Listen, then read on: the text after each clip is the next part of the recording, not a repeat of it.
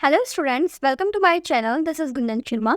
आज के इस वीडियो के अंदर मैं बताने वाली हूँ कि किस तरीके से मैंने अपनी बीएड के सेकेंड ईयर के साथ साथ ही रीट का एग्ज़ाम क्लियर किया था फर्स्ट अटैम्प्ट के अंदर, सिर्फ और सिर्फ यूट्यूब से पढ़ाई करके।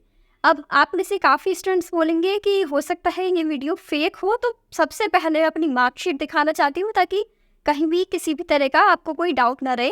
देखो, मेरे जो फाइनल टोटल मार्क्स आए हुए हैं मैं यहाँ साइड में डाल दूँगी। 150 में से मेरे मार्क्स आए हैं 108.06। ठीक है, तो ये मेरे मार्क्स हैं जिसमें बनता है 72.04%।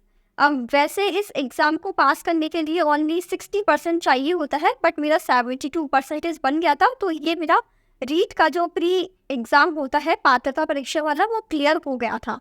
ठीक है, अब इसका जो मेंस एग्ज़ाम लगा था वो मैं नहीं दे पाई थी। वो पूरा रीज़न मैं आपको वीडियो के अंदर बताती हूँ कि कैसे मैंने तैयारी करी और रीट मेंस में क्यों नहीं दे पाई। ठीक है, तो देखो, जब मैं अपने बीएड के सेकेंड ईयर में थी इन 2022, तो उसमें ये वाला नोटिफिकेशन आया हुआ था, रीट का ये वैकेंसी निकली हुई थी। तो इसमें ये रहता है कि पहले पात्रता परीक्षा दो, फिर मेंस परीक्षा दो। तो पात्रता वाली एग्ज़ाम के लिए तो मैं एलिजिबल थी क्योंकि मेरा बीएड सेकेंड ईयर था। उसमें तो इन्होंने जब एग्ज़ाम फॉर्म भरते हैं तो ये डाल रखा था कि बीएड के अपियरिंग वाले स्टूडेंट भी इस एग्ज़ाम का फॉर्म भर सकते हैं। तो मैंने इसका फॉर्म भर दिया था।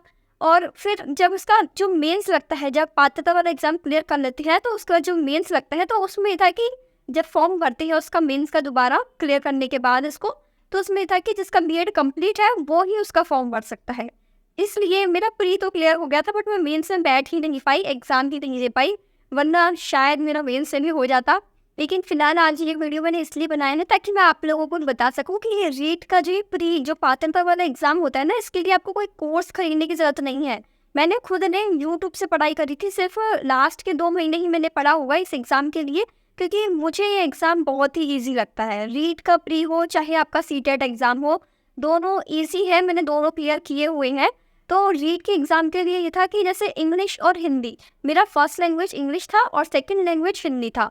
तो ये दोनों के लिए यूट्यूब पर आपको क्लासेस मिल जाएंगी आराम से। इसमें जैसे जो आपका ग्रामर वाला पोर्शन है, चाहे इंग्लिश का हो चाहे हिंदी का हो, तो वो तो मुझे ऑलरेडी आता था क्योंकि बचपन से हम वो चीज़ें पढ़ते आ रहे हैं, इतने सालों से पढ़ी हुई है 10th क्लास तक, तो वो चीज़ें तो आती थी। लेकिन जो इसमें जो थोड़ी चीज़ें अलग थी इंग्लिश और हिंदी के अंदर, वो मैंने पूरा यूट्यूब से देखा। इसके अलावा जो आपका पेडागोजी वाला है, चाइल्ड डेवलपमेंट एंड पेडागोजी वाला, तो उसके लिए मैंने फुल आपको यूट्यूब पे जैसे ही आप सर्च करोगे ना, तो आपको प्लेलिस्ट मिल जाएगी। एक जैसे मुझे एक प्लेलिस्ट मिल गई थी एक चैनल के अंदर ही, मुझे वो चैनल का नेम याद नहीं है आज, वरना मैं बता देती। एक मतलब ये था कि मैंने यूट्यूब पर सर्च करा कि रीड प्री के लिए चाइल्ड डेवलपमेंट एंड पेडागोजी की पूरी क्लासेस, तो एक पूरा का पूरा प्लेलिस्ट मिल गया था जिसमें कम से कम 100 या 120 वीडियो होंगी, आई थिंक, या फिर 80-90 वीडियो होंगी, मुझे एग्जैक्टली याद भी नहीं है। तो मैंने बिल्कुल लगातार उस प्लेलिस्ट के एक-एक वीडियो को पूरा देखा, उसके प्रॉपर नोट्स बनाए, क्योंकि ये जो चाइल्ड डेवलपमेंट एंड पेडागोजी वाला था, ये सब्जेक्ट मेरे लिए बिल्कुल अलग था। बीएड के अंदर भी हम बीएड तो कर रहे थे, लेकिन ये हमने पढ़ नहीं रहे थे, क्योंकि बीएड में तो ये था कि लास्ट टाइम के पेपर दो, मतलब लास्ट टाइम पे जब पेपर लगते थे, एग्ज़ाम लगते थे, तो उसके टाइम पे पढ़ लिया, एग्ज़ाम दे आए, हो गया। तो ये सब्जेक्ट मेरे लिए अलग था, इसलिए मुझे इस सब्जेक्ट को अच्छे से पढ़ना था। तो इसके लिए मुझे यूट्यूब पर पूरा प्लेलिस्ट मिल गया। उस प्लेलिस्ट में मैंने सारे जितने वीडियोस थे 80-90 वीडियो पूरे देख लिए, पूरे देख कर प्रॉपर उन्हें अच्छे से समझ के नोट्स बनाए, ताकि वीडियो मुझे दोबारा ना देखना पड़े। इसलिए मैंने पूरा उसका नोट्स बना के और फिर उससे तैयारी करी। एक बार अपना पूरा वो प्लेलिस्ट कंप्लीट करके उससे रिविज़न किया, नोट्स को बार बार पढ़ा और फिर उससे याद हो गया। इतना टफ भी नहीं आता है। ये चाइल्ड डेवलपमेंट वाला जो आपका पार्ट है, टीचिंग एप्टीट्यूड वाला पार्ट है, तो ये सारी चीज़ें ईजी है। फिर रही जो मेरा सब्जेक्ट है, वो था मैथ्स एंड साइंस। तो एज एन जैसे मैंने बीएससी मैथ्स की हुई थी और इसमें जो मैथ्स आती है वो तो बिल्कुल 10th लेवल तक की आती है, तो इसका मैथ वाला पोर्शन भी मेरा बिल्कुल ईजी से हो गया। फिर साइंस की बात, तो साइंस में जैसे जो जनरल साइंस के क्वेश्चन होते हैं बीएससी के अंदर, इतना तो पढ़ा ही है, फिजिक्स केमिस्ट्री के जो कॉन्सेप्ट्स है तो वो सब क्लियर थी ऑलरेडी। तो साइंस में मुझे इतना कुछ पढ़ने की ज़रूरत नहीं पड़ी।